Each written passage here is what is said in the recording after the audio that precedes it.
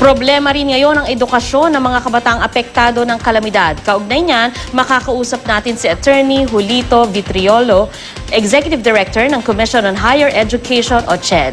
Attorney, magandang tanghali po. Ako po si Sandra Aguinaldo. Live po kayo ngayon. Ay, magandang tanghali, Sandra, at sa lahat po ng nakikinig sa iyong programa. Magandang tanghali. Yes, sir. Ano po ngayon ang plano ng CHED kaugnay po doon sa mga estudyante na hindi ngayon nakakapasok dahil sa pinsala ng mga eskwelahan dyan sa Visayas? Okay, ganito. Merong kamakailan lamang, kahapon may deklarasyon ng Commission on Higher Education na dito sa Region 8 at saka ibang portions ng Cebu, yung Northern Cebu specifically, and some portions ng Iloilo, yung Panay Island, talagang severely affected, and other areas, pinagpaliban muna natin yung start ng classes nila. So, hindi muna natin pagtutuunan yung opening process. Bagkus next year na yan, January 15, ang earliest na pwede na silang magbukas. At ito'y kadahilanan na sa ngayon, napakahirap talaga yung sitwasyon. Maraming apektado, sobra, lalo sa Leyte, sa Samar. At siguro hindi priority ngayon yan. Ngayon, ang ating usapin dito, tutulungan natin yung mga estudyante later on kung ano yung pangangailangan nila para maipagpatuloy nila ng maayos yung kanilang pag-aaral. Pati na rin yung iba't ibang kawanin ng paaralan kung kailangan. Basta importante, safe sila at walang panganib sa kanilang kalagayan ngayon.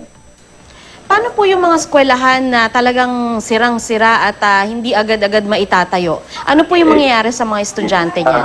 Yan nga, maaaring ililipat natin yan sa ibang mga paaralan na na-accommodate sila, na may kapasidad, At siyempre, makikredit yung kanilang kung ano man yung mga nakuha sa dating paaralan. At gagawin lahat natin ang magagawa para hindi magkaroon ng matinding disruption yung kanilang pag-aaral. So, ilan lamang yan sa gagawin natin kasi maaring yung iba na talagang nawarak yung kanilang mga paaralan, yung January 15, baka hindi pa makapag-open yan.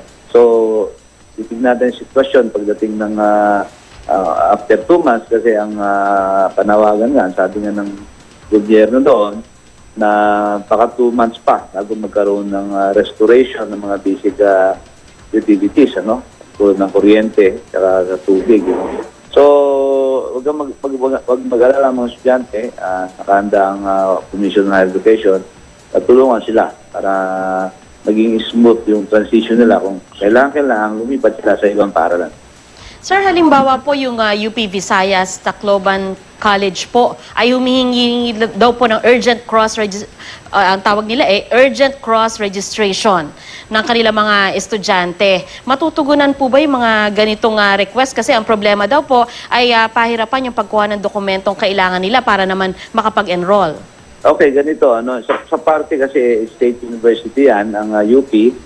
So may mga alisampunin at di kaya mga regulation. State University. As far as yung may tutulong ng CHED, kailangan sabihan nila kami kung anong pwede na may tulong para masabihan din namin yung mga paaralang tatanggap na medyo magluwag sa mga panahon ito kasi kung may mga dokumentong kailangan, ito follow na lang yan. Importante, hindi na ma-distract ng grabe yung pag-aaral ng estudyante. Oho, kasi marami rin po tayong mga nag-aaral, halimbawa sa private schools din, na maaaring nawalan sila ng mga dokumento, mahalagang dokumento. Ano po ang maaaring paghandaan nila ngayon para nga po dyan sa muling pagbabalik nila sa eskwela?